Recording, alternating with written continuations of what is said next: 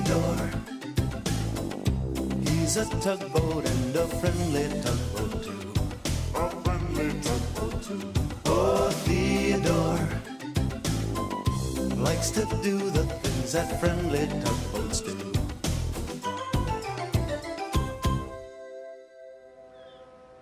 Oh, hello there. Yeah, it's been very busy here in the big harbor lately. There have been many, many ships coming and going. Oh, my friend Rodney. Well, he works here in the big harbor, too. That's him now, playing the bagpipes. Yeah, he's piping in a big passenger liner. I guess it's his way of saying hello. I prefer the old handshake myself.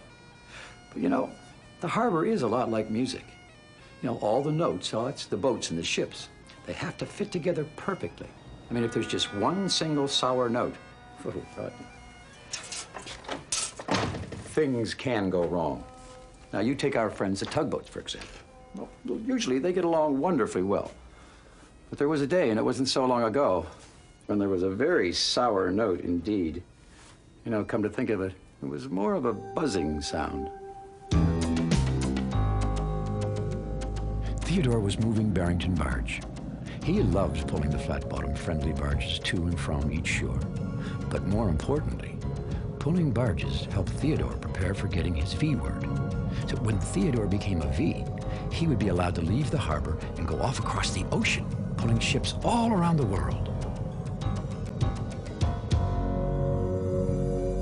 Theodore was certainly getting to be a very good barge puller. Well, on that day, they were passing the sandy beach. Theodore thought there was something strange about that beach, but he wasn't sure just what it was.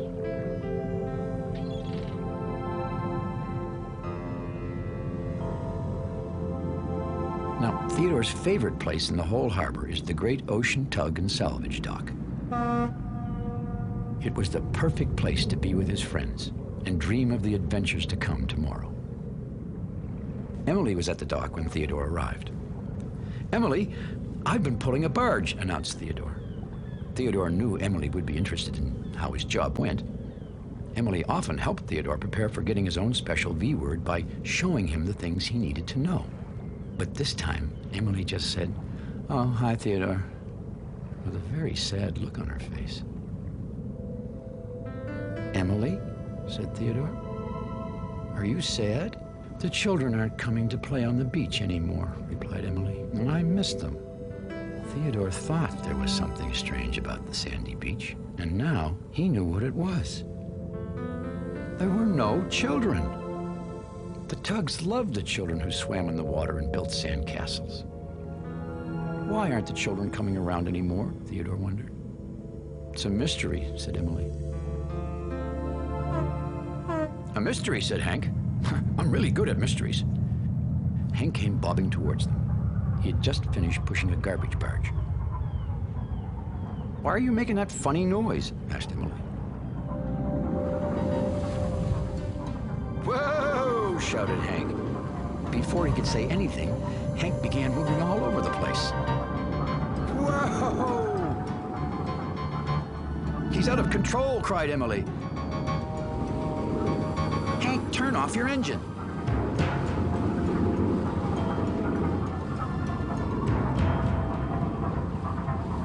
Hank managed to turn his engine off, and he finally stopped. Emily went over to have a look. She said.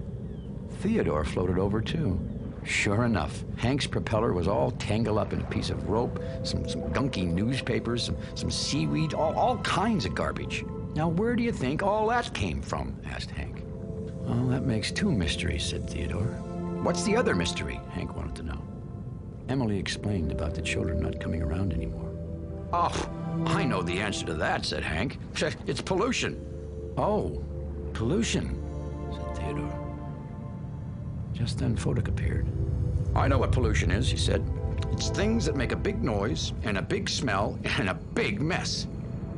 Suddenly the tugs heard a loud buzzing sound. It was like a swarm of angry bees. It was George. He roared up very fast and very close to the tugs and buzzed the dock, the way he sometimes did to announce his arrival. Well, it frightened that poor Doc, whose name was Donald. The tugs all coughed in the cloud of smelly smoke that snorted from George's stack. What a big noise, said Foduck. And smell, said Hank. And mess, added Theodore. That's what pollution is, said Emily. So it's George who's making pollution.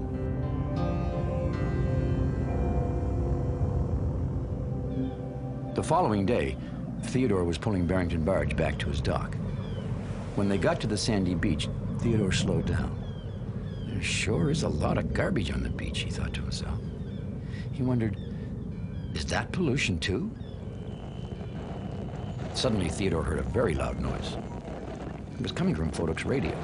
Foduck, called Theodore, you're making a big noise. Now that's pollution. Well, replied Foduck, you're leaking oil in the water. Theodore looked around behind him. Sure enough, there was a long trail of oil leaking from his engine. See, you're making pollution, said Foduck.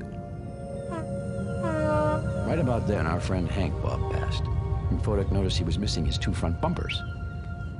What happened to your bumpers, Hank? He asked. They fell off. They were kind of crumbly, just garbage, really, so I tossed them in the cove. Theodore and Foduck both stared at Hank. Now, it was Hank who was the biggest pollution maker of them all.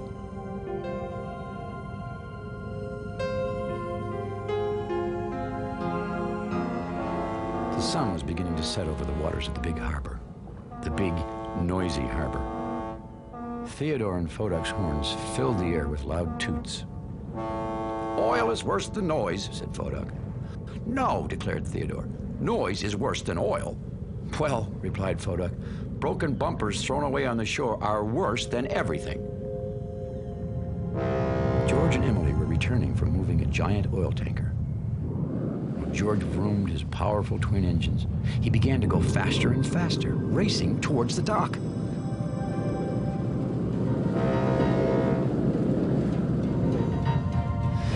And then he buzzed poor Donald the dock again.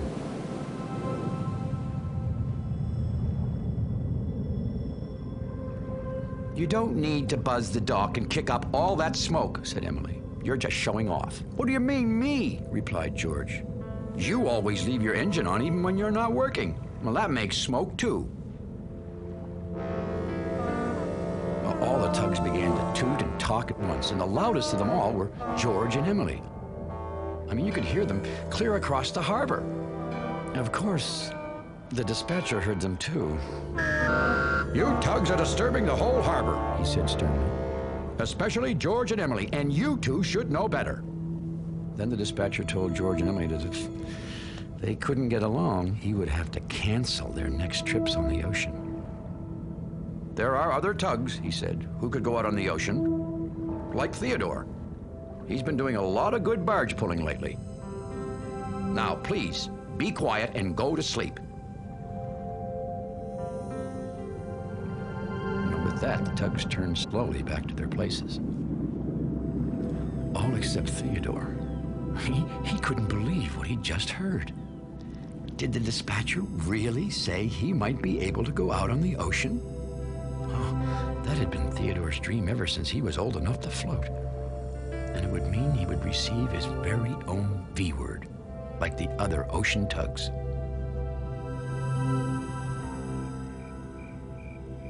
That night, the tugs couldn't sleep. They were all thinking about what the dispatcher had said. Emily was angry with George for making all the pollution and didn't want to work with him anymore. George was very worried that the dispatcher would take away his V. Then I'd just be George to nothing, he thought to himself sadly. Theodore was thinking too.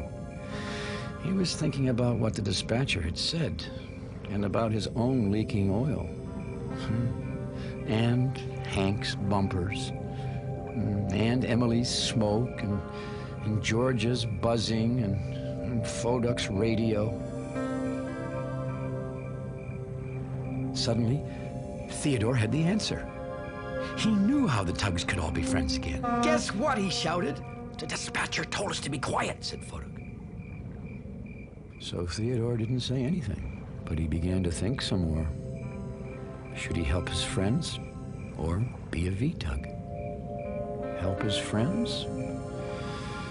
Or be a V?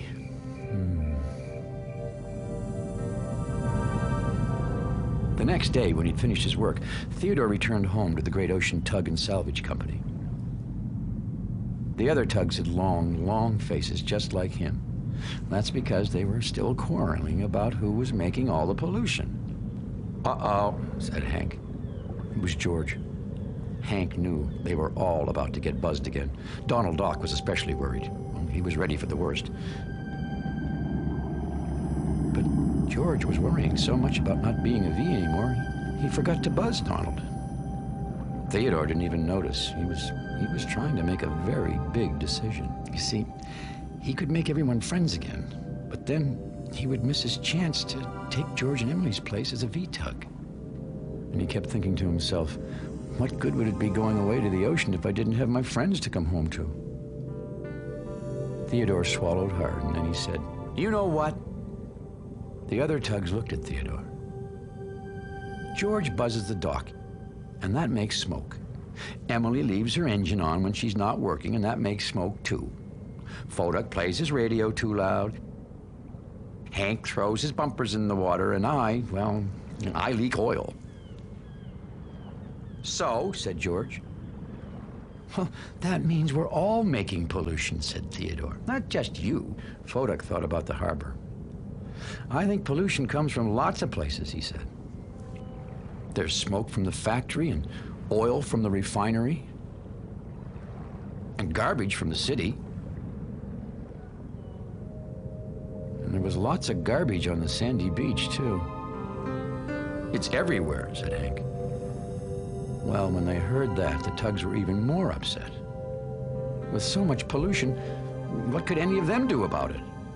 Emily turned to George. You didn't buzz Donald Dock this time, she said. That means you don't really have to. Well, maybe, mumbled George. Maybe we could all stop making pollution, said Foduck. And all start cleaning up the harbor, added Theodore. We could even have a harbor cleanup contest. I have a better idea, said Hank. We could have a great harbor cleanup contest. But George didn't seem so sure about Hank's idea. If we have a contest, said Emily, it means that George is already ahead. He's already stopped buzzing the dock and making all that smoke. Well, now George was smiling. You know, he said, I think this contest is a pretty good idea. The tugs all talked at once, discussing things they could do to make the harbor cleaner in the Great Harbor Cleanup Contest. It was then and there that Theodore knew he had made the right decision. For once more, the tugs were all friends again. And once again, the Great Ocean Tug and Salvage Dock was his favorite place in the whole harbor. His place to be with his very best friends. Of course, the children did come back to the sandy beach, but, well, that's a story for another time. You know, I did learn one thing from the tugboats, and that is that we're all in it together here in the big harbor. And we must all work and play together. We'll see you all again next time. Thanks for visiting us here in the big harbor. Rodney, 1, 2, 3.